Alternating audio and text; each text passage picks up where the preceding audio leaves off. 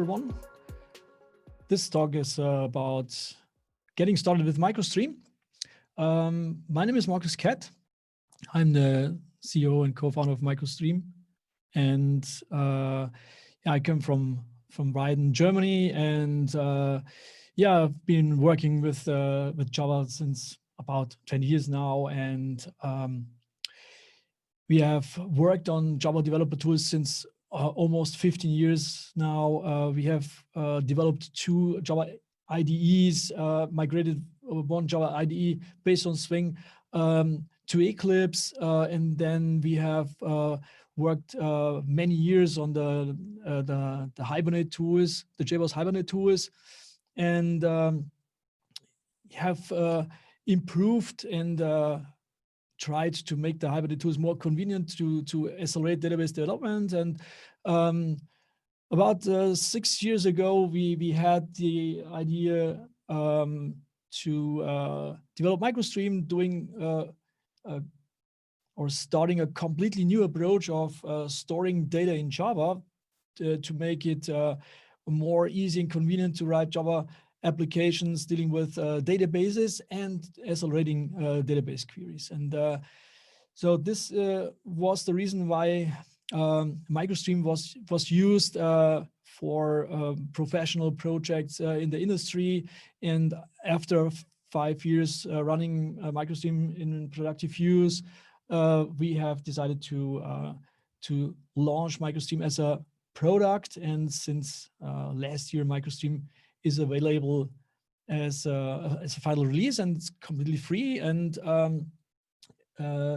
we now have decided to open source MicroStream, and so you can download it free. It's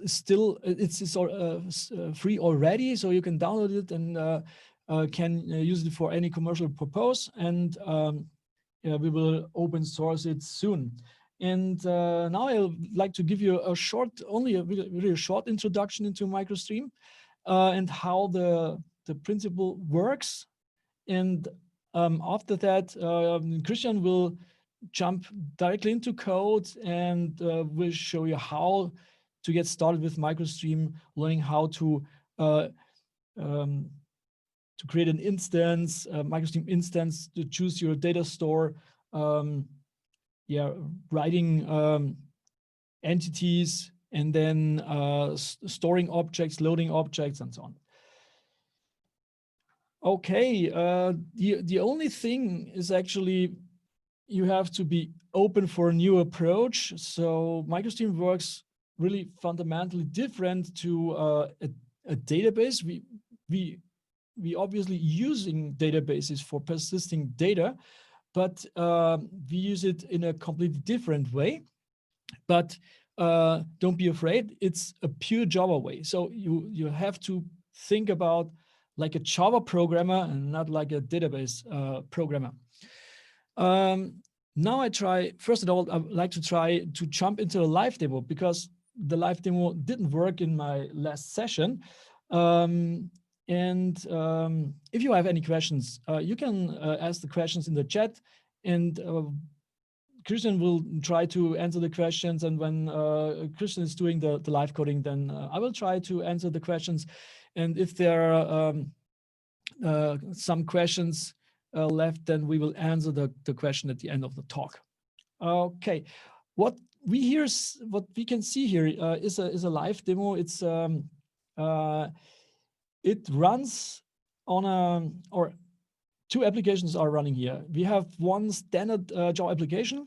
It uses Hibernate as a persistence framework, then cache for Hibernate second level cache, and the Oracle database.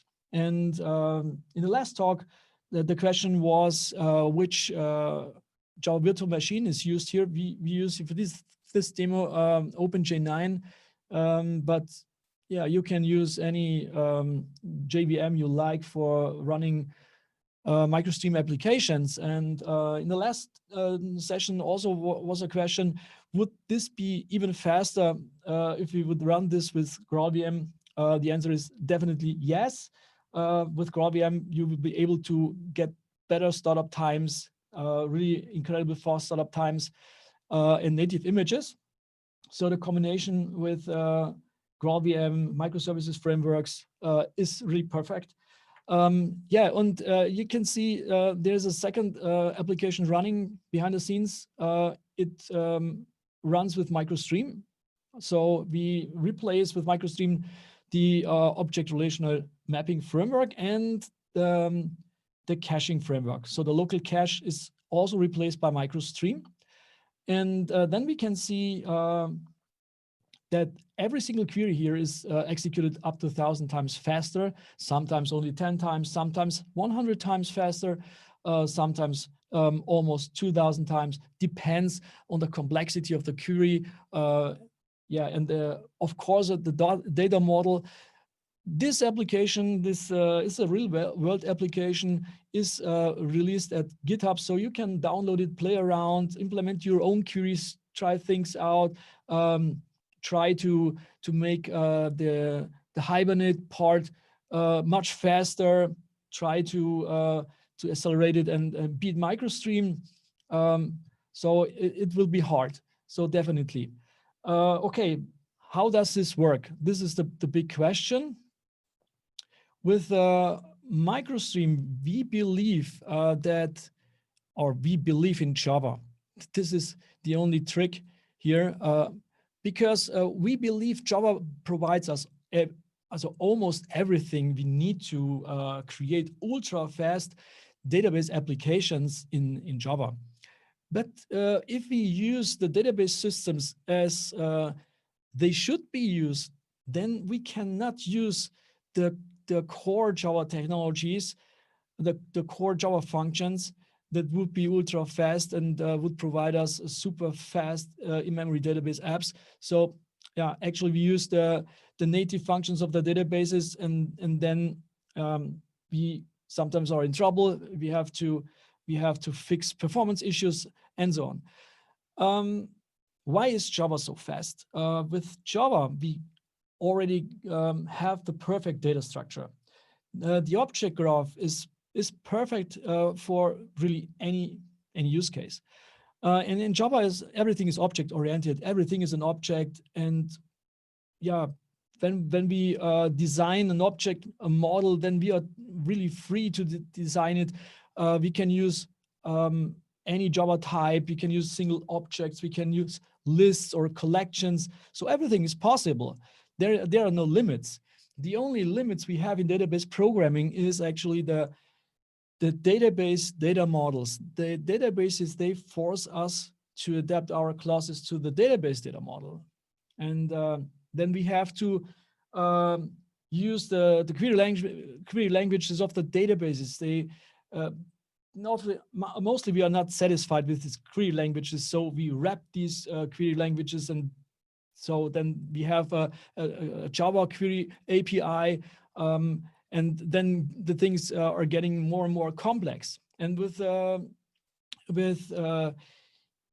if you use the core Java functions, then we have the object graph, and so then we have the perfect query language for querying object graphs in memory. It's the Streams API. With the Streams API, we are able to query even huge and really complex data structure in memory in microseconds. So you can try to build a real bad object model and put tons of data, gigabytes of data in your memory, and then try to query your object graph, and you will see that it is still super fast. It's yeah, in microseconds. This obviously is the reason why MicroStream is called micro, because everything is executed in microseconds.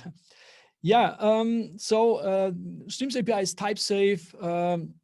It's super fast. You can parallel your queries even with parallel streams.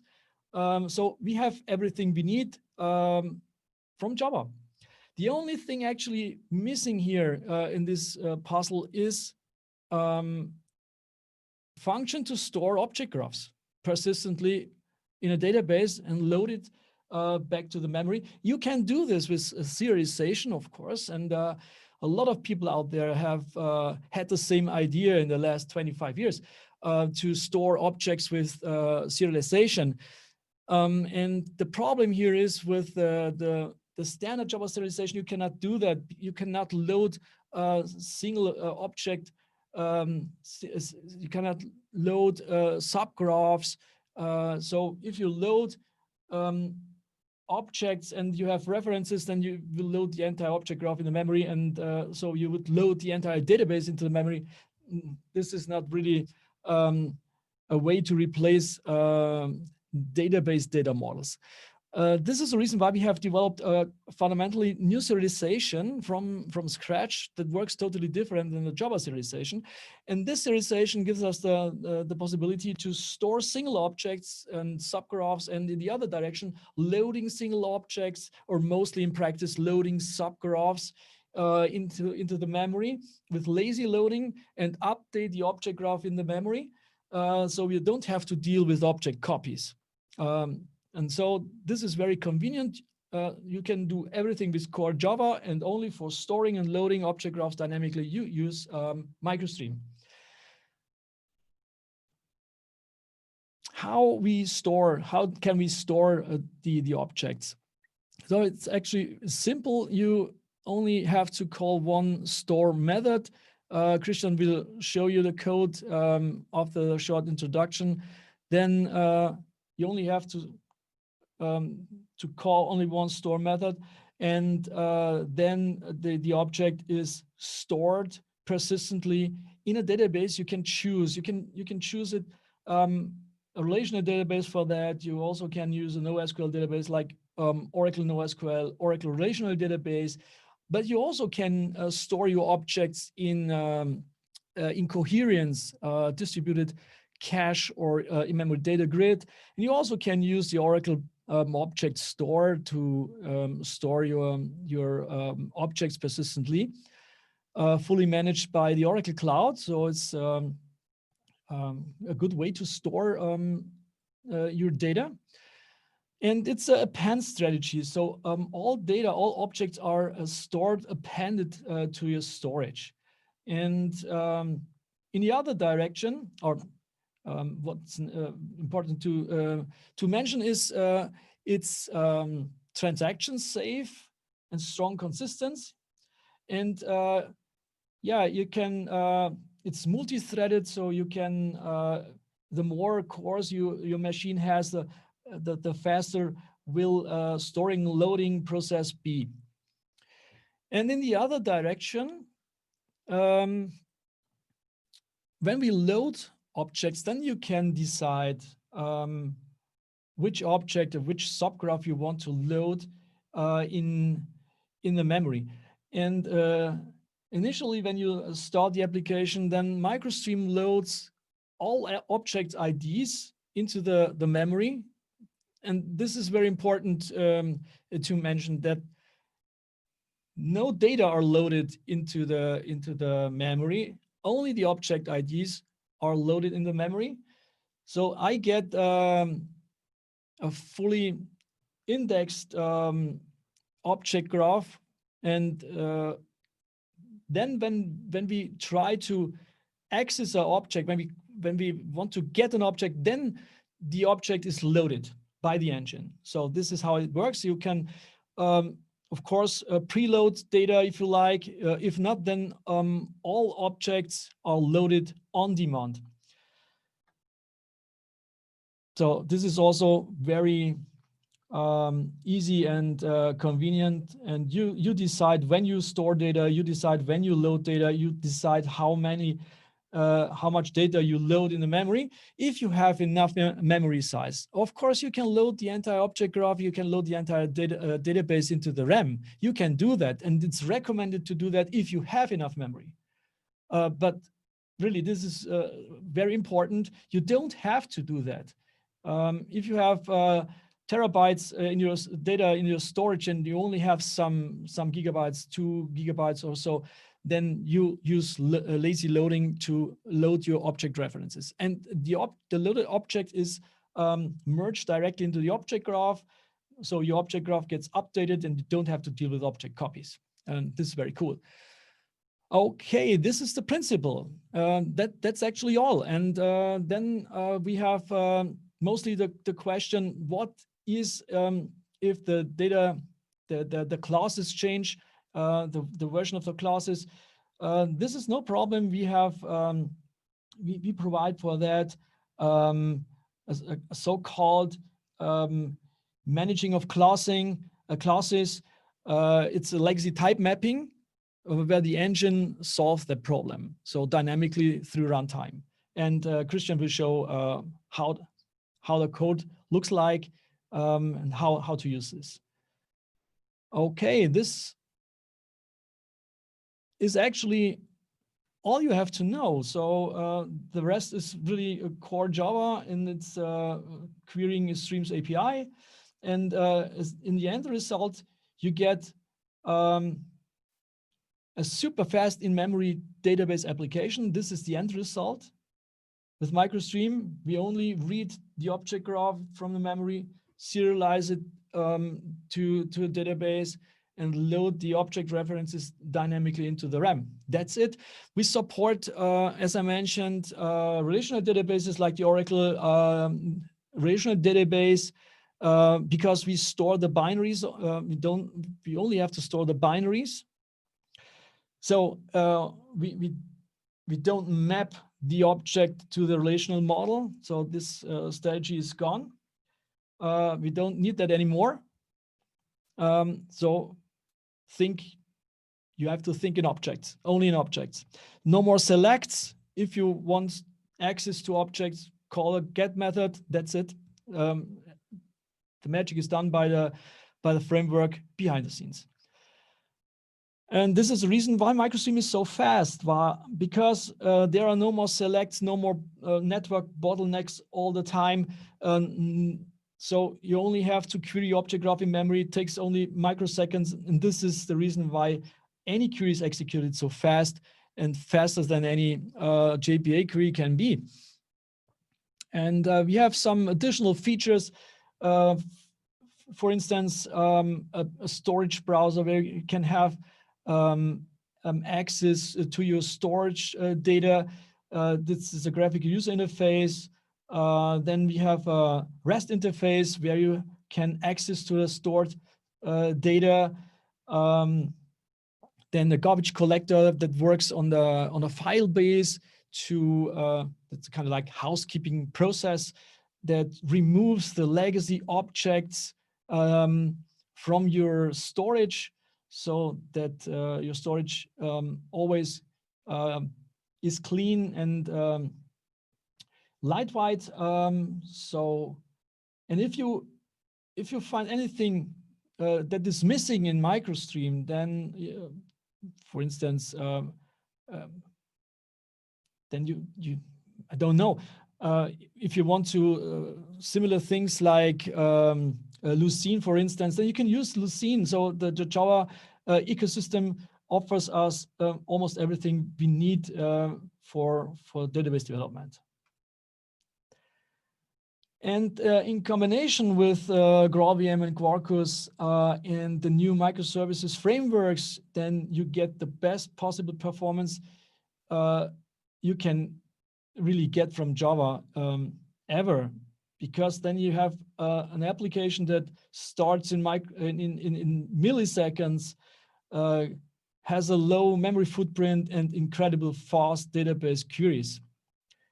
So that's perfect. And you also can use MicroStream on mobile devices.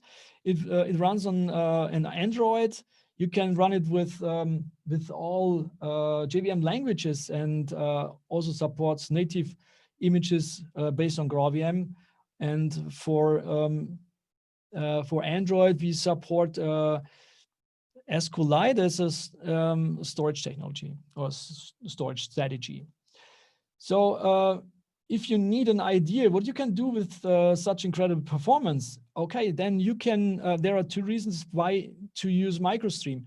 You can, with this performance, you are able to develop revolutionary new innovations, features, and products that were not possible in the last 20 years or so. AI, machine learning, and so on. But if you don't want to develop revolutionary new innovations, then maybe saving costs could be interesting for you. Because with MicroStream, with this performance, you are now able to run an application that actually forces you to deploy and run a huge cluster. Then you can run the same application on only one single machine.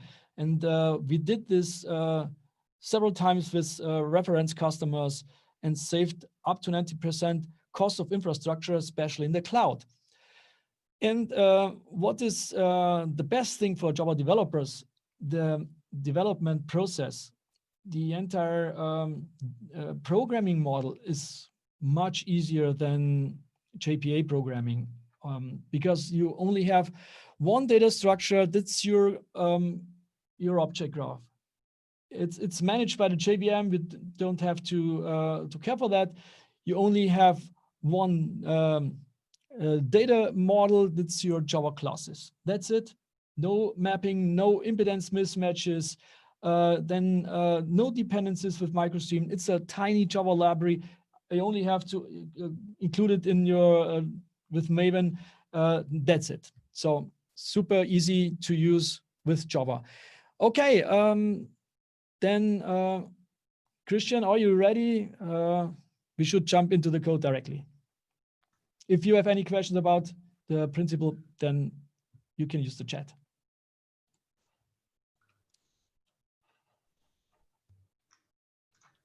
So thank you, Marcus. Hi, this is Christian. And yeah, let's get directly into the getting started application, which is also available on GitHub. Just a second, I tried to. Oh, I will post the GitHub link after the presentation, so then you can download the project also. So okay, just for you a little explanation about the application inside my IDE here. This is a normal Java web application. So I will show you the screen that you have to know what the application is going to do. Above that grid, we have some buttons with some function. The first button loads the data from a mockup file, and this mockup file is here. You can find it here on the package mockup. So I can open it. It's just some JSON data here inside. Here's the data loaded, and after that loading, on the second button, we store the data to the database. The third one is to load the data again. Then we have two buttons for some CRUD functional, edit the selected, delete the selected. A small example to show how to filter data from MicroStream, and yeah, in the end, to clear the all data to repeat the example project. Okay, let's start. Let's talk about the classes in the background. So I have to close this one. You can see 4 classes here on the left side. I will start with a normal Java object called customer object. We have a few attributes here in this. And as Marcus mentioned earlier, we don't need any interfaces or annotation in this class, just a clean Java object. And you can use any data type which is included in the Java, in the JDK. Another class I used in my example is a storage configuration file. You can also use the Java approach to define how the storage should work. There are many possibilities to configure MicroStream, and this is one approach using an XML file. And I use just one property, and this is where the storage where the data should be stored. And in my case, it will be stored on my hard disk. This is the path to it. Let's go and see what's inside at the moment. So one moment. There it is. I can find it. Oh, here it is. Oh, it's empty, but it's normal. We will have a look later on and show what happened inside here. I saw one question is how to store the data in the database, for example, MySQL. Yeah, maybe when you see the data here inside, it makes it much clearer to understand how it works with a normal relational database. Okay, the customer class, the storage config, and the two most important classes are two empty ones. So this is, I will fill up now, and let's start with the data root. Each MicroStream instance needs a data root object. This is a general object on top. Each graph needs an entry point, and this data root class is my entry point to get the data out.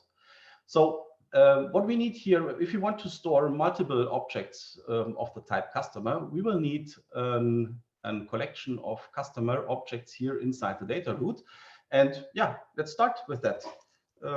Let's define a set typed to customer. And of course, we call it customers.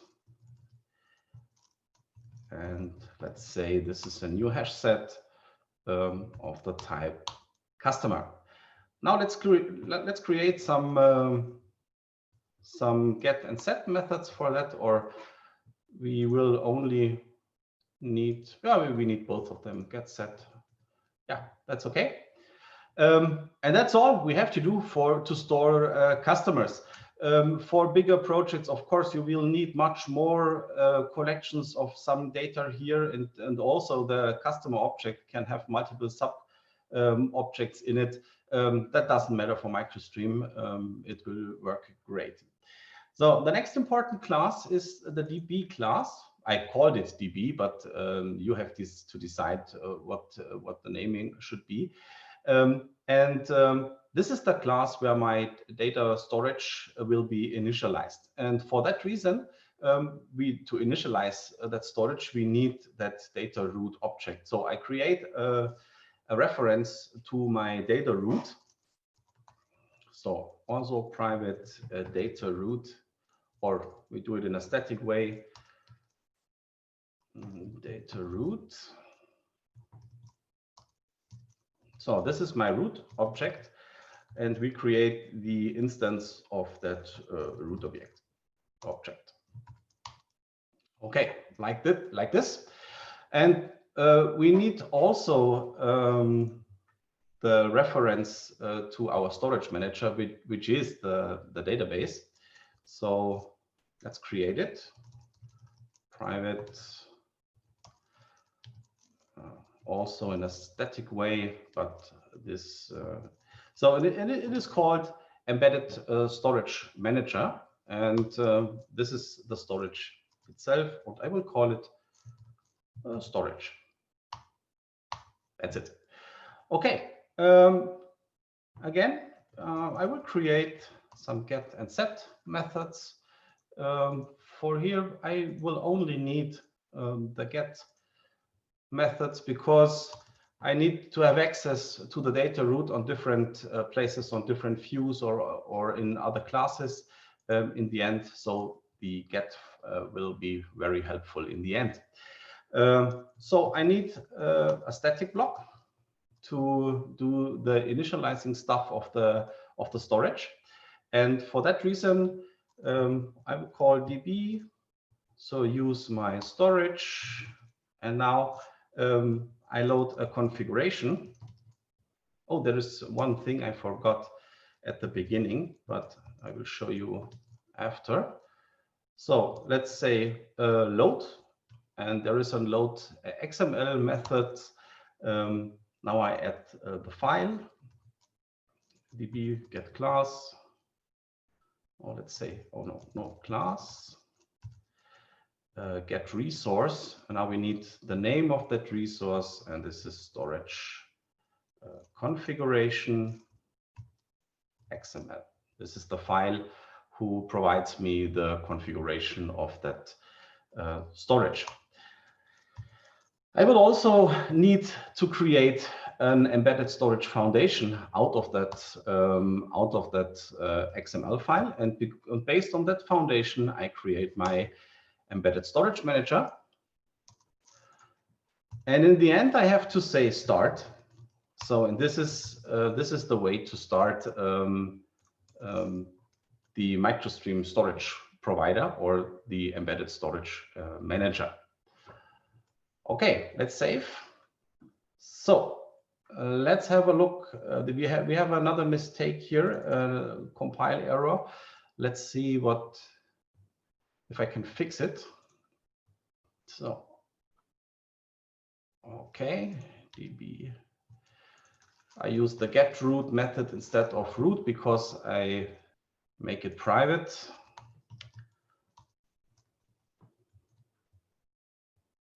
Again, and also the storage manager get storage in this case. So get root. Okay, I missed the brackets. Okay, oh, there's another one. So okay, so good so far. So now let's have a look to the different buttons in my example. So I will open the main layout. Oh, I'm still there. So let's have a look to store the imported. When I click on the first button, the data will be loaded and will be saved to a customer array, to a customer set here. So it's very easy to store the data. First of all, I will get the root object. So db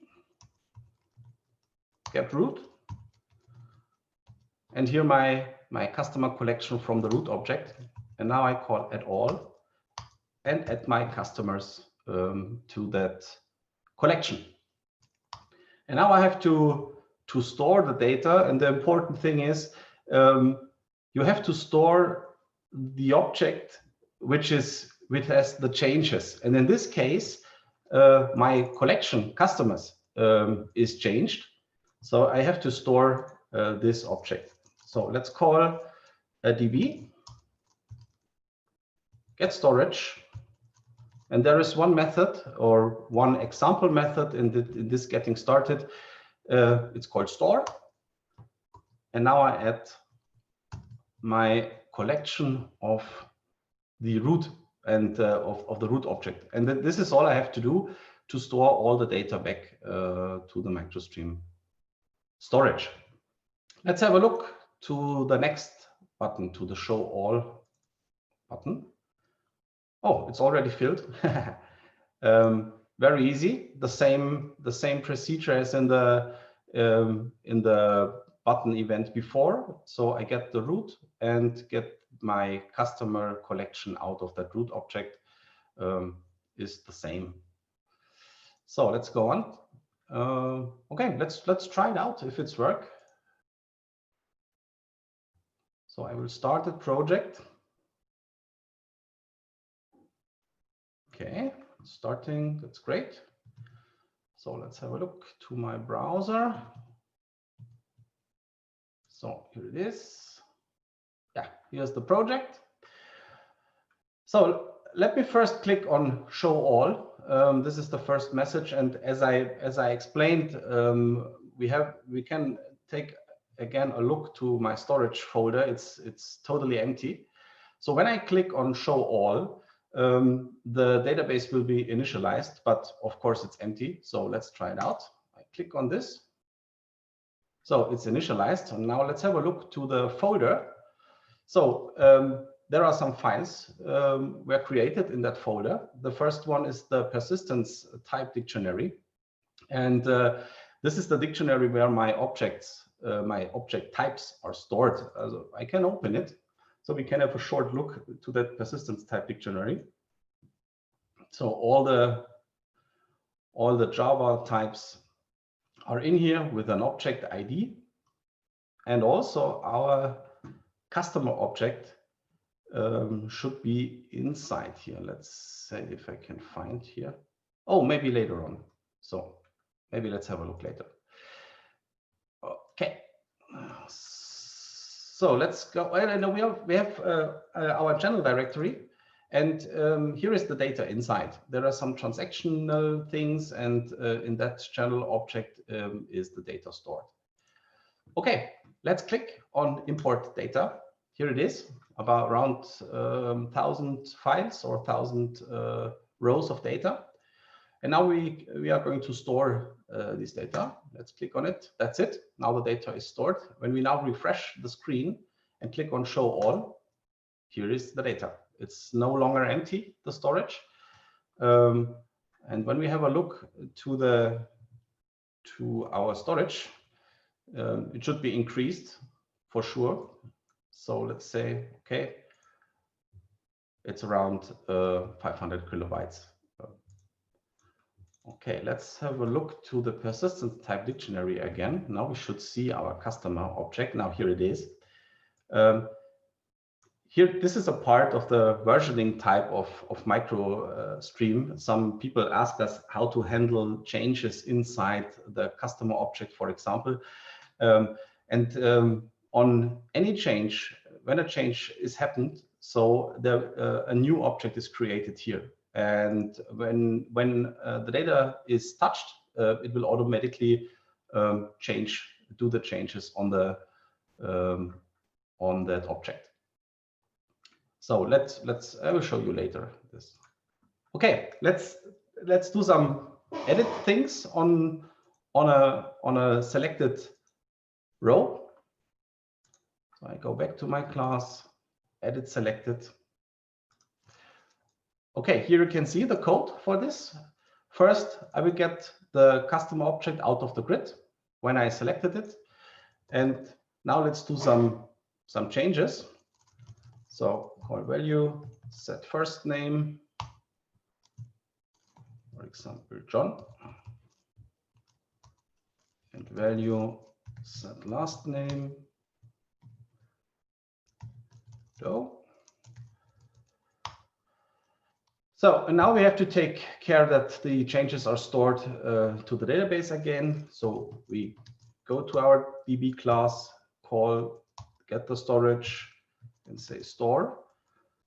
So and now we have changed the object itself. So we store the object itself. We store value. Another line to refresh the data inside the grid, but it's already done.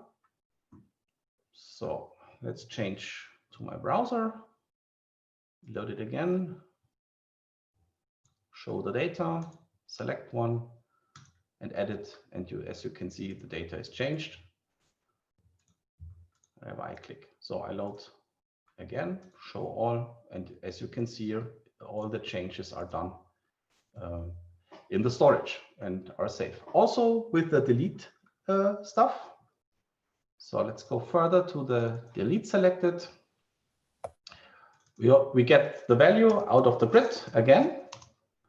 So this is a very easy thing. So we go to our DB, get the root, get the customer collection, and say remove,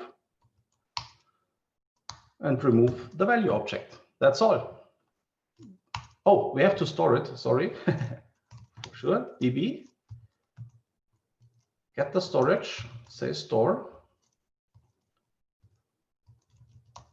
So important is what object has the changes. In this case, the collection itself is changed because we removed one object from the collection. So I will store the collection, and that's it. We refresh the grid. Everything should be fine. So let's select this one. Oh, well, what happened?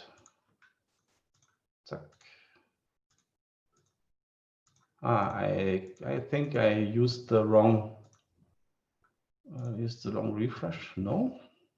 So let's check if I missed something. So let's say back into the other. Delete.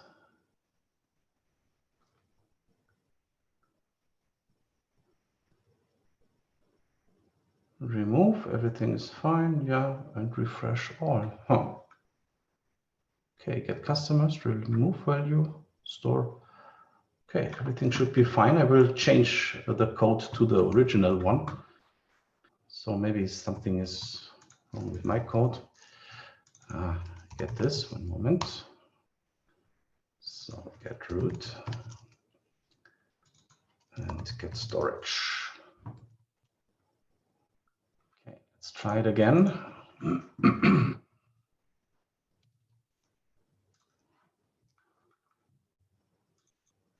So let's see. Yeah, now it's working. So now I can delete the rows. Very easy. Just have a look to query. This is another button. You can see it here. We only use the streaming or the streams API of JDK8. This is a very easy thing. We don't use any SQL or Hibernate criteria or JPA criteria. We only use the streams API. Very easy. I think I'm pretty sure everyone of you know how to use it, and so it's not necessary to explain more to the query things. Okay, clear all entries. That's all so far. So let's have a look to the question. Maybe there are some questions which are still not being answered. So let's see.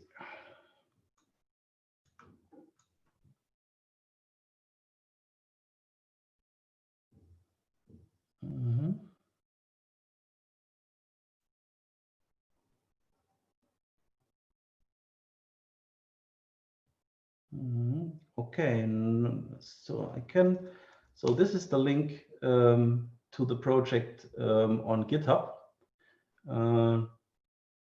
So there are a few minutes left. If there are no questions, I can show you a small example how to change the data, or does it work to change the object model? For example, I will shut down the application. This is important. And after that, let's try to change the name, or we add another, just add another attribute. Let's say string, or we can also use a double attribute. Let's see the weight of a person, for example. I will create the get and set methods.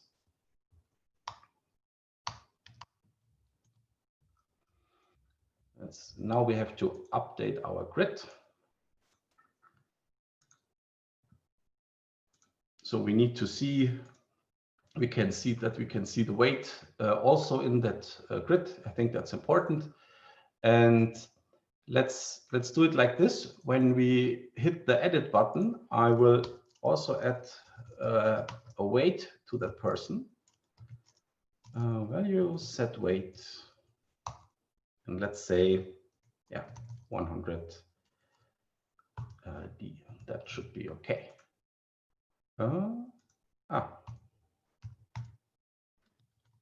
Okay. Set weight. Everything is fine. Let's start the application with the same storage. I don't have to change anything in the storage. It will, everything will be done automatically because of our versioning thing. So let's show all.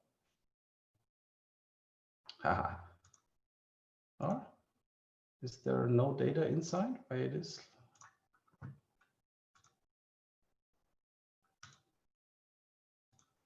So let's do it like this. Okay, now you can see the weight here. Let's click on edit selected, and it's working fine. So let's have a look to our persistence type dictionary. Yes. So, and as I've explained at the beginning of my presentation, a second object is created here with a new object ID. And every time an old object is touched inside the MicroStream storage, it will be updated to the new version of that. And this is a very, very good solution to update the data or the data model.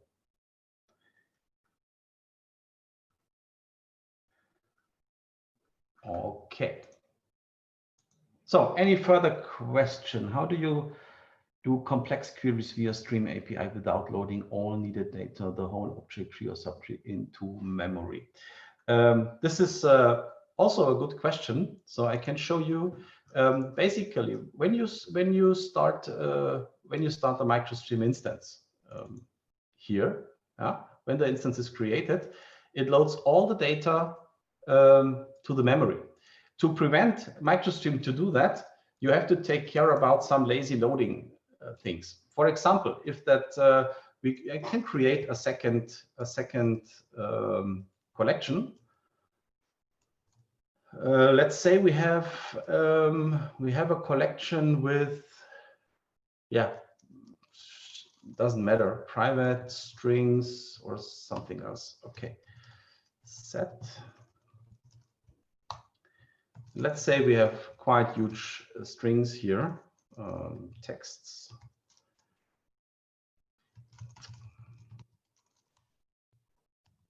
So you have to change this to a lazy object. So we can add lazy,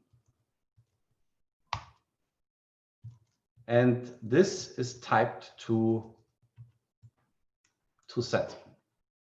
And we also use, I don't know, one moment, I have to take a short look. Okay, here it is. Let's do it like this. Lazy, okay, that's the right one. And say reference. And then I can add a new hash set typed to customer.